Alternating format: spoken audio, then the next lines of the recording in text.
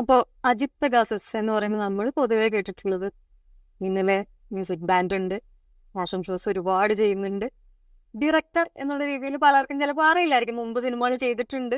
പക്ഷെ എന്നാലും ആ ഒരു മോഹം അങ്ങനെയും കൂടെ അറിയപ്പെടണം, ഒരു ഡയറക്ടർ എന്ന് പറഞ്ഞ മുന്നിലേക്ക് വരണം, ഒരു മോഹം മുന്നിൽ ഉണ്ടായിരുന്നു.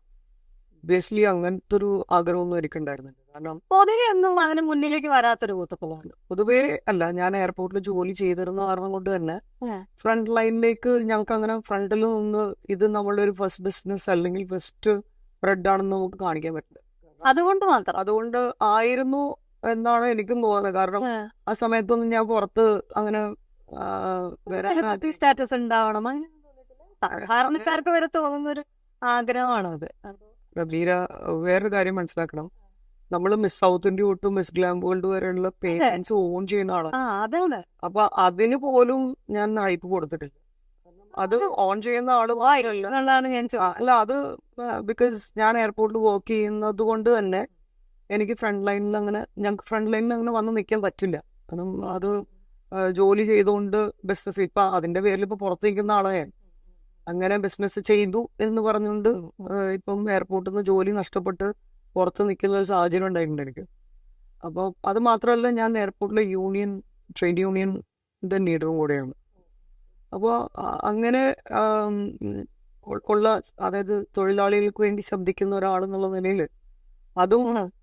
ഇതും കൂടെ ഒരുമിച്ച് കൊണ്ടുപോകുന്നതിൽ എനിക്ക് അതിനോടായിരുന്നു കൂടുതൽ താല്പര്യം. കാരണം എയർപോർട്ട് എനിക്ക് സ്റ്റാഫിൻ്റെ കാര്യങ്ങൾ സെറ്റിൽ ചെയ്യുക, അങ്ങനെയുള്ളൊരു പാഷനായിരുന്നു. മോർ ദാൻ എ ഫ്ലാഗ്ഷിപ്പ് ഒരു ഗ്ലാമറസ് ഫീൽഡിനെ കാട്ടി എൻ്റെ താല്പര്യം അതിനോടൊക്കെ ആയിരുന്നു. പിന്നെ ഞാൻ അവസാനം എനിക്കൊരു എയിം ഉണ്ടായിരുന്നു, ഒരു അണ്ടർ ലൈഫ് ചലഞ്ച് എന്നുള്ള ഒരു കൺസെപ്റ്റ് ഒക്കെ നമ്മൾ മുമ്പ് എപ്പോഴും സംസാരിച്ചിട്ട് സർജറി. അപ്പോൾ ഞാൻ എൻ്റെ എയർപോർട്ടിലെ വരുമാനം മുഴുവനും അതിലായിരുന്നു ചാരിറ്റി കൊടുക്കുന്ന ഒരു കൺസെപ്റ്റ്. അത് എനിക്കൊരു 10-70 ആയപ്പോഴത്തേക്കും എന്നെ സിയാലിൽ നിന്ന് പുറത്താക്കിയത്. ഞാൻ അതിലേക്കാണ് വരുന്നത്. സിയാലിൽ നിന്ന് പുറത്താക്കിയതെന്ന് വെച്ച് കഴിഞ്ഞാൽ, സ്വാഭാവികമായിട്ടും എയർപോർട്ട് ഒരു വലിയ കേരളത്തിലെ ഏറ്റവും അറിയപ്പെടുന്ന ഒരു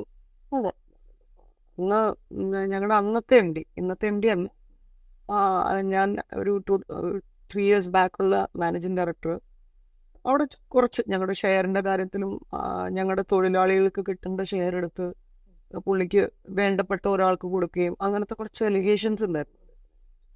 അപ്പോൾ ആ ഒരു എലിഗേഷൻ സ്വാഭാവികമായിട്ടും ഞങ്ങളുടെ സ്റ്റാഫിന് കിട്ടേണ്ട ഒരു ഷെയറാണ്. ഷെയറിന് ഭയങ്കര വാല്യൂ ആണ്.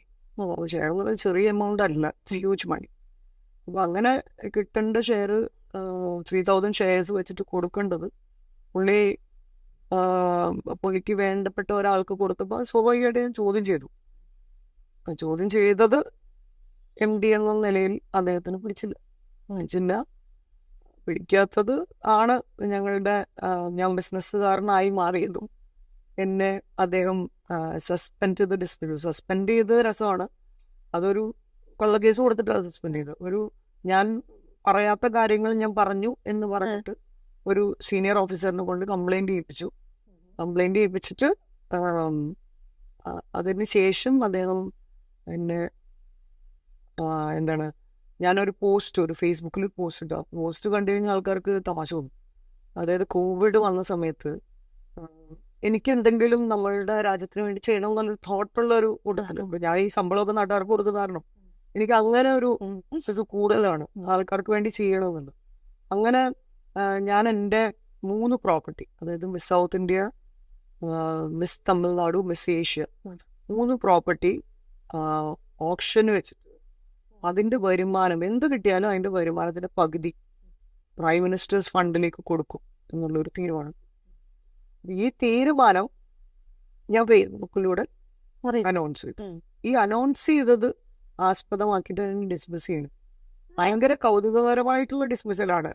അതായത് നമ്മളൊരു നല്ല കാര്യം ചെയ്തതിന് അപ്രീഷിയേറ്റ് ചെയ്യുന്നതിന് വരെ എനിക്ക് കിട്ടിയത് ഡിസ്മിസൽ ഓർഡർ.